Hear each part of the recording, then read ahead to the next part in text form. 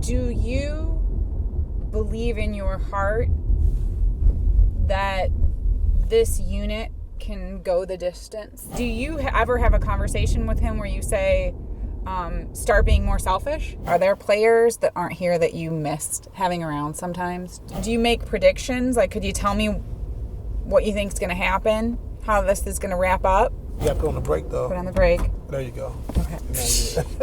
I'm so sorry. That's all right. Thank God I have you here. Still coaching.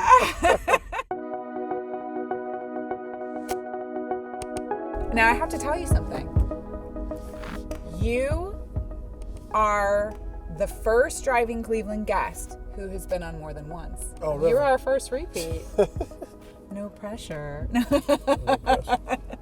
The last time you and I met, the season hadn't started. You'd come off of a championship win. And this year's been a little bit crazy, right? Yeah. So high expectations, things get a little dicey, trade comes along, and whoa. So that was like, certainly a surprise to fans. It's been kind of a ride. Like, from your perspective as a coach, like, do your emotions go all over the place as fans' emotions can go all over the place? Sometimes, but I can't show it. That's the difference. I just try to keep a cool, calm demeanor. Especially on the floor, I just don't think, when I'm going crazy or I'm getting out of control, that leads for to players and the team to get out of control. They start complaining to the referees, and you lose focus on playing the game. So I try to stay poised most of the time. But when I get home, sometimes you watch film or you think about the game, and you can be mad and upset. But when you get back to the arena the next day, you got to be be yourself. So I just try to stay the same way the whole time. Who's your person? Like, everybody's got to have a person that they can say anything they want unfiltered to. Like, because we all have to let our emotions out. I think I talk a lot to Doc Rivers. I talk a lot to Jerry West. But I think on my staff, the person I lean on the most, I lean on Larry Drew the most, as far as, because he's been through it. And, I've been on 4 teams with him. He's from the same place I'm from. So I'm more comfortable with him. I know as a fan, there's a lot of ups and downs. And, we traded for a new team, and it didn't work out earlier. But that being said, there's a lot of injuries. I mean, Shump was out, Tristan was out, Derrick Rose was out, Isaiah was out. So we just had a lot of injuries we had to play through. And I give the guys a lot of credit. They really did a good job of just trying to figure it out. We went through a tough stretch. Then we won 13 games in a row, and then the guys came back. So then we tried to implement some new stuff, and it was tough. But I mean, right now we got a young group that has come in and kind of fit our mold of what we're trying to do. And we just got to continue to get better. It's going to be a process because it's early. We only had 3 or 4 practices, but for the most part, I feel really good about what we have going on. I think it was said somewhere by someone that at a time you start to watch the team, and they use the phrase that it seemed like a slow death, which is really, it's rough, right? Yeah. But maybe that's not a phrase you would want to use, but no, can never. You feel it as no, never, right? Sorry, I hope you're not offended. No, I'm not. I mean, I know the fans get frustrated at times, but just stick with us, and just be supportive, and because we lean on those guys a lot, and everything's not going to be great, throughout the course of a season, and we lean on the fans to be great and supportive, which they are. Just sticking by us is very important, and it's going to be some ups and downs, but the last 3 seasons before now has been ups and downs, but we made it to the finals and we won a championship. So just stay the course, continue to be supportive, and things will work out. Yeah, it's like your children. You still have to love them even when things don't go right and they get in a little bit of trouble, right? Exactly. Do you feel like then the changes that have happened with the team are your greatest challenge of this season so far?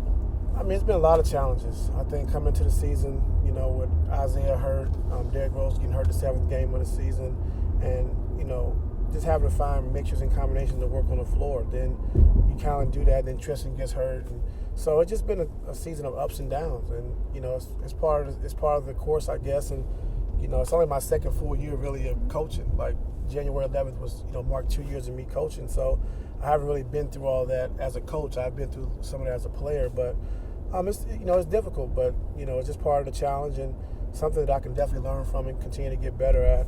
And I'm just looking forward to the challenge and just trying to make sure I handle the situation right. But are there players that aren't here that you missed having around sometimes?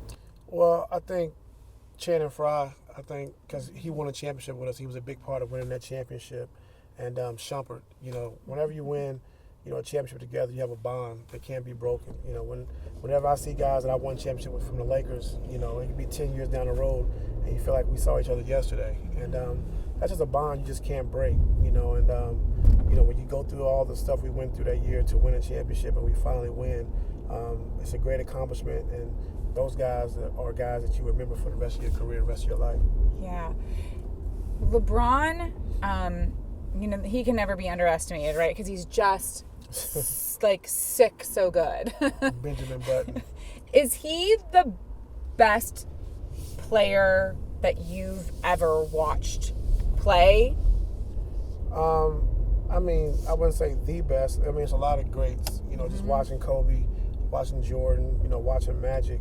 The older guys, that wasn't in our era is kind of different. But, being able to play with Kobe and Shaq and Jordan, those guys, he ranks right up there with those guys. There's really no difference. And, his all-around game is just, probably, the best I've ever seen as far as being able to pass, the explosiveness, the strength and power, scoring the basketball. So he has some different things that other guys don't have, but they're all on the same level.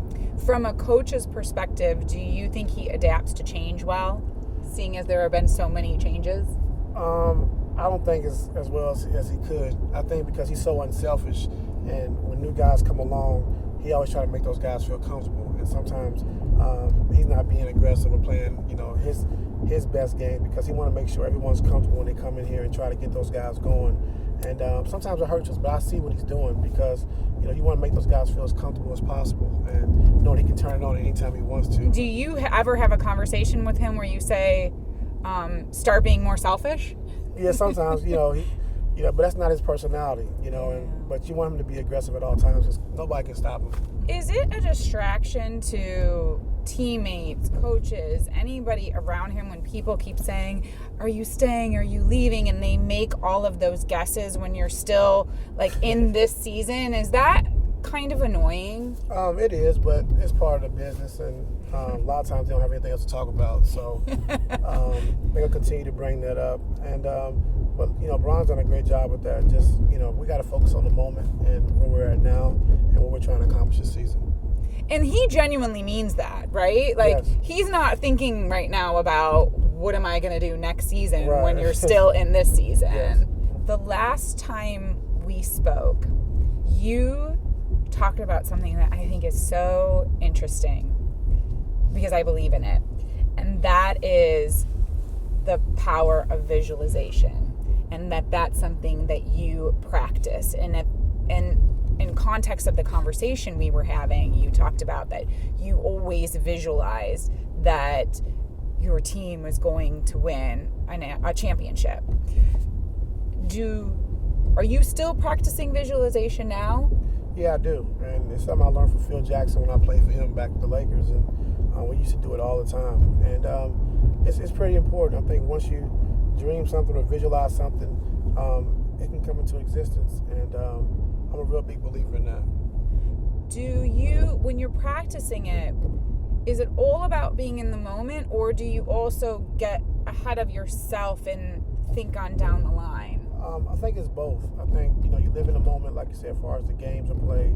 But, a lot of things I do during the regular season, and especially being a young coach, I'm just testing things out to see what I can do going forward. So when we get to the playoffs and, things I can lean on that I've tried throughout the course of the season to see if it works, during the playoffs. And you're always just trying to, tweak different things or look at different things. So when you get an opportunity to use it, to see if it works, you just can't do it blindly. And I just think, a lot of times that, we're doing things, as a coaching staff to figure out what we can do in the long haul. And a lot of fans don't understand that.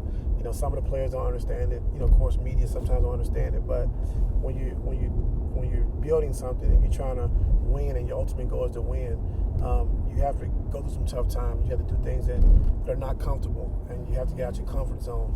And So times fans are like, why are they doing that, or why are they doing this, or it's for something to prepare us for the long haul and what we're trying to do down the road. Do you believe in your heart that this unit can go the distance this year? I do. We have a different team, a new team, and I know Griff used to talk about it all the time. No team has ever made big trades like that in the middle of the season and won a championship. But I do think we have the talent and the team to do it. It's going to take some time to get everything together when guys gel and feel comfortable around each other. But I really do feel confident. Do you make predictions? Like, could you tell me what you think is going to happen? How this is going to wrap up? I can't right now. I really don't know. But at the end of the day, I see us right where we're supposed to be. And it's going to be a tough road. But if you don't go through anything throughout the course of a season, how do you know what it's like, when you get in those tough moments? And I think going through what we went through in 2016, just that whole year, and we went through a lot, and to get down 3-1, we've been through adversity, and we knew what it took to come back and win because we've been through something that whole season. So I just think it helps in the long run because the tougher the moments get, the tougher that we have to get. And I think the players understand that, the guys who've been here already. And I think that we're built for it. You'd like to see another rematch again? Yes. Do you like Coach Kerr? Love him. He's one of my favorite guys. And, even when he was on TV doing TNT, just, being a former player, I thought he really, spoke highly of all the players, never bashed the players, never bashed the coaches, and he just did a really great job. And like now you see a lot of guys who are ex-players, they get on talking about the guys who are playing now like they were just, the greatest, or like we don't know things they did in the past, So I just don't like that. Like it's our fraternity, so you should support one another. And we've been around each other all these years, and I just thought he just did a great job just before he even started coaching, just of how he spoke about the players and about the coaches, and nothing never negative, and very supportive. So I just always liked him before he even started coaching, and now since we've been on this little rivalry, I like him even more.